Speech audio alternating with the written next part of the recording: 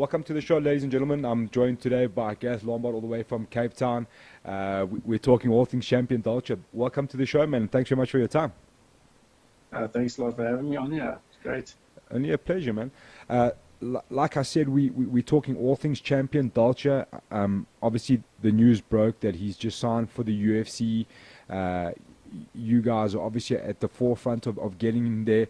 So just tell us your role, Gareth, so people have a background as to what it is exactly you do for Champion, and how this all came about, and how you guys feeling, obviously, man. Yeah. Well, obviously we're very excited, and can't wait just to sort of get out there and get into the UFC and into that first fight. Well, for my role, it's a little bit confusing for some people. People are like, oh, yeah, who's in his corner, who's his trainer, who's this, who's that? Like people aren't really 100% sure of our team dynamics and our setup. So basically, Team Champion is made up of a few trainers.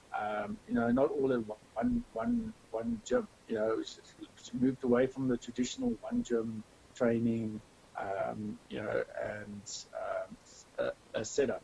So I manage him, and I'm also the head coach. Okay. So when it comes to the strategy and the game plan for the fights, we sit around the table as Team Champion. We have discussions. What should we take forward? What should we implement? And then I make sure that we're just on track with that. Each week, that the game plan is being stuck to, or if there's any niggles, if Champion's injured or anything like that, or that people are aware, and so that we can just make adjustments in his training. Okay. We've seen quite a bit of change in Champion. Obviously, he's a raw, naturally gifted athlete, very talented guy. So when he walked in your doors, two things: what was the main focus that you guys had in mind? Said, okay, look, we've got this guy. We know he's a massive talent, but we see holes here, there, and there. We need to do X, Y, and Z. And how much has he changed as an athlete from the day he first arrived to where he is now? Yeah, well, going back, I've actually known Champion since he came to Cape Town. When he after that Norman Vessel's loss, he came to me, and we had a discussion, and I said to him, look, what we can do is we can actually form a team for him. We can help him achieve what he wants, because we really believe that he could actually get into the UFC. And we actually formulate a strategy, and I say we, as in Grind management, which is my brother Lester and myself. And we said, look, based on his abilities, we know he can be in the UFC within 2 or 3 years. And unfortunately, we're on that 3-year mark, and he's actually made it.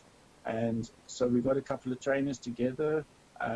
Also, Champion, he's got that raw talent, but he needed to express himself more. I felt he was kind of closed in one dynamic.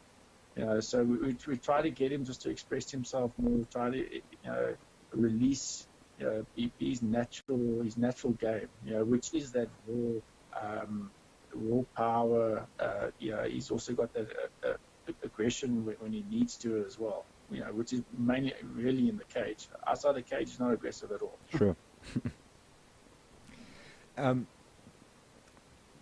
There was a marquee moment for me watching his career, and I think that was the Alain Badeau fight, because we had come accustomed to this judoka player. We knew he was dangerous in a lot of areas. Was that something you guys expected along the line, to see such a knockout, for him to kind of say, look, I am a serious contender. I do have more than what people see as judo. And do you think that there was a big turning point in his confidence? It was a great turning point for his confidence. Like, fight camps don't always go according to plan. You have a set strategy, a set plan that you want to implement, and things don't always go according to plan. And we knew that we knew he was going to pressurize it. So when he came, he actually walked straight into what we wanted. And Champion's got the knockout power. And unfortunately for Badeau, he walked straight into it. So that's it was just great for that to actually happen, and it was good for him just to actually get that, that knockout. Sorry, Gareth, we've lost your screen there a little bit. Sorry. No problem. There we go. So I just had another call. It was actually Champion calling me. No problem. So for him just to get that knockout power was great, because he needed that in terms of he's had the submissions wins, he had the decision wins, he needed a knockout, a finish, and it came at the perfect moment for his career.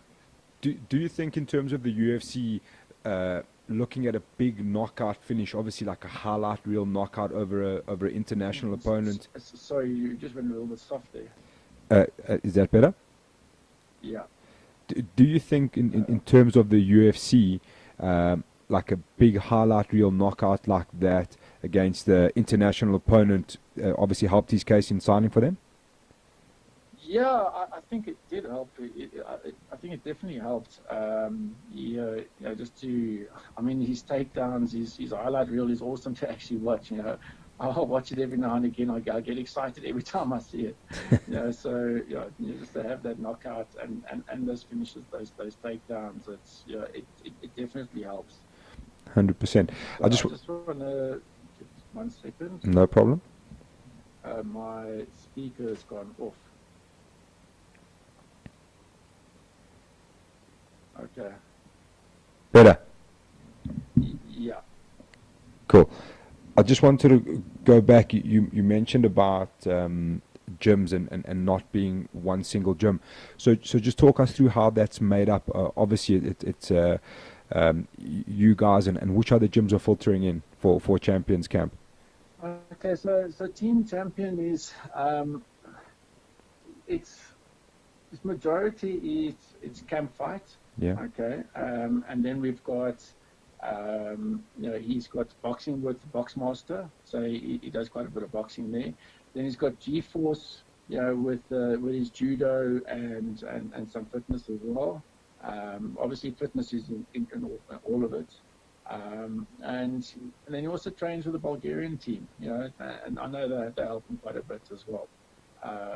But that's the main camps. And then, like with the last fight, we needed to bring a specialist in, and so we brought Rico Hatting in, and he was a great asset to the team, and he helped us a lot. Okay. That's nice. It's nice to see guys like cross training and seeking out like specialists and stuff like that. I think that's very important in the modern game, and I think it shows who you guys are, to say, look, we aren't perhaps the best boxing specialists, so seek some boxing here and stuff like that. And I think that's very commendable, especially for what's to come in the UFC. Yes, that is. What I wanted to ask you is let's talk about this UFC deal and how it all came about. Is it something that was like a long-winded sort of thing, like you guys had been in contact for a while, or was it a spur of the moment kind of notch up this win and the UFC's a done deal? Look, the deal. This UFC initially made contact with us about 2 years ago and said, "Hey, look here, you're on our radar." Okay. But then they went quiet, and then we actually got a ONE FC deal, and we had some other offers as well for fights in Europe as well. But the ONE FC is something that we really considered, and we really thought was a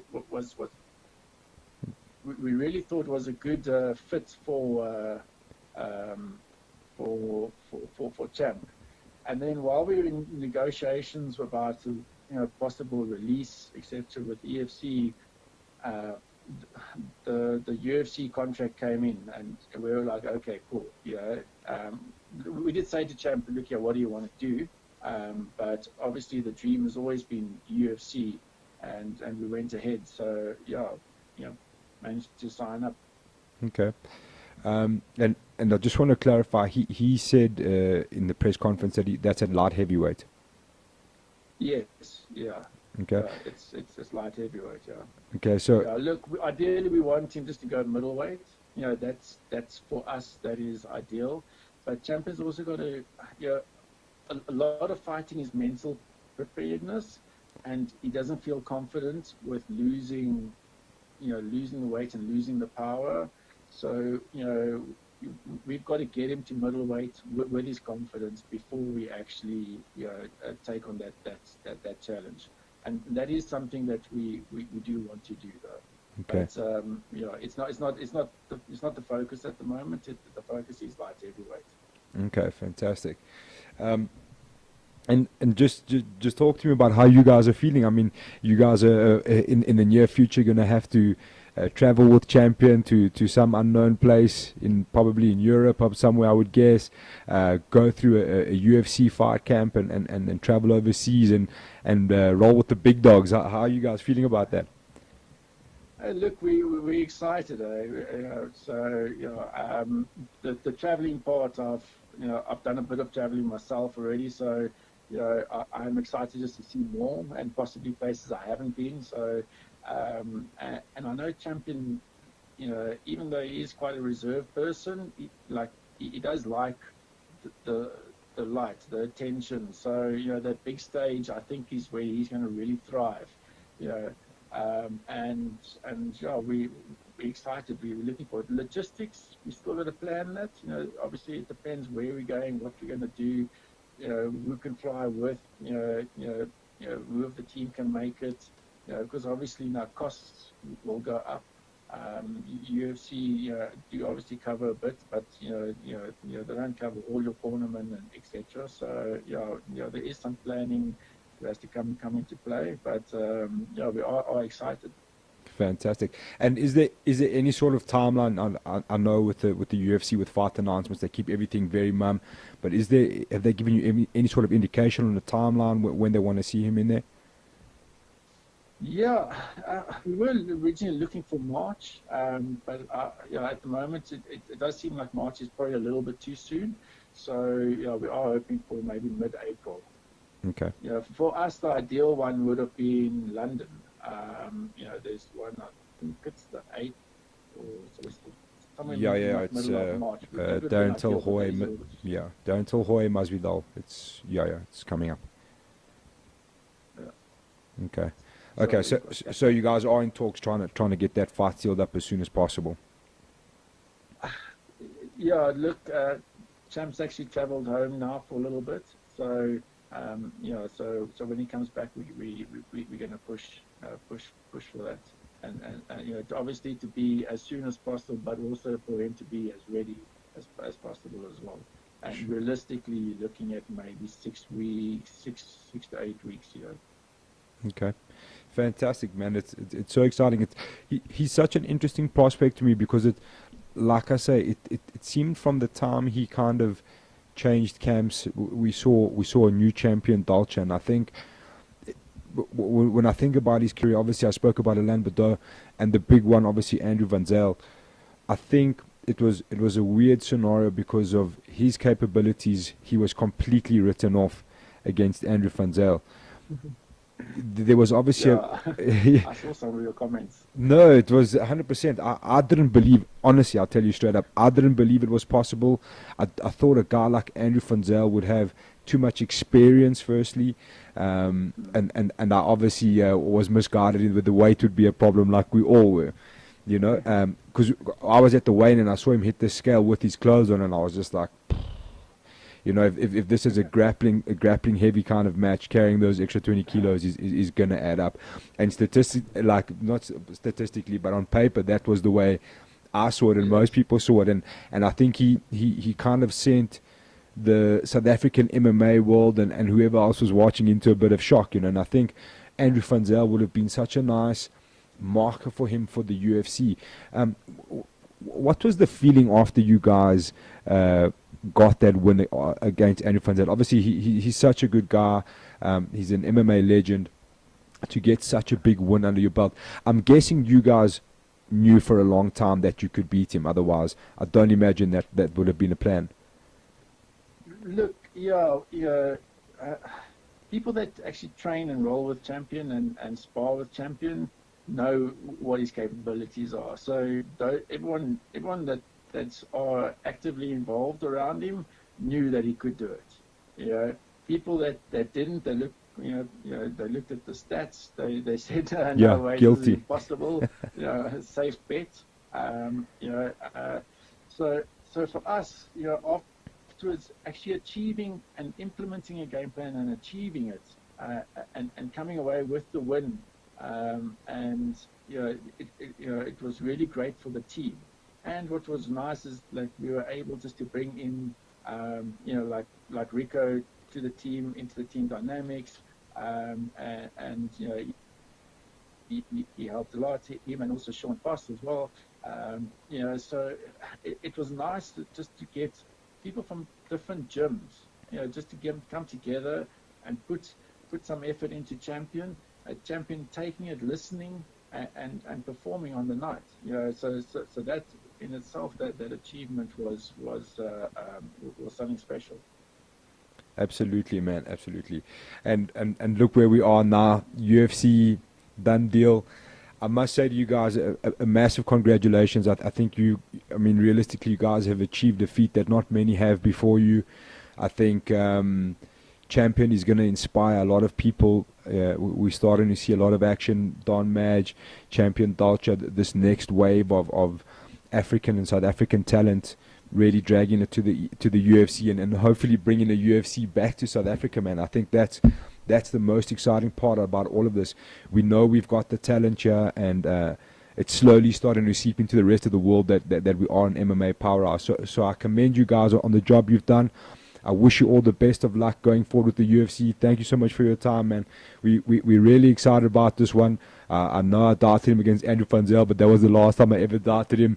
So 100%, man, I really look forward to see how his career unfolds in the UFC, man. It's a massively exciting time. Great, thanks a lot, and it's something special for me just to watch as well, just to see him achieving goals, and also watching how he's changed people's perception. Over the years, he's always had, to a certain degree, some negative perception, and slowly people's hearts are changing. They're getting behind him, and he's just got to keep doing, keep winning, keep going forward. And he wants to make Africa proud, and he does it for his fans. He enjoys his fans. He enjoys them when they watch. Enjoys when they are shouting and rooting for him and commenting, and so he really enjoys the support, and so he's there to put on a show for them. Absolutely, man, and I think he's going to have a new wave of support when he heads over to the UFC. I can tell you that much. I think the entire South Africa and the rest of Africa will be right behind him and rooting for him. So keep us updated as you guys get fight news, man. It's going to be really exciting, and hopefully we see you in the UFC super soon. Great, sure, will do. Thanks a lot, Al. Gareth, thanks so much for your time, man, and hopefully chat to you guys soon. Okay, great. Thanks. Take care. Cheers, man. You too. And we're out. Bye. Ciao. Bye-bye.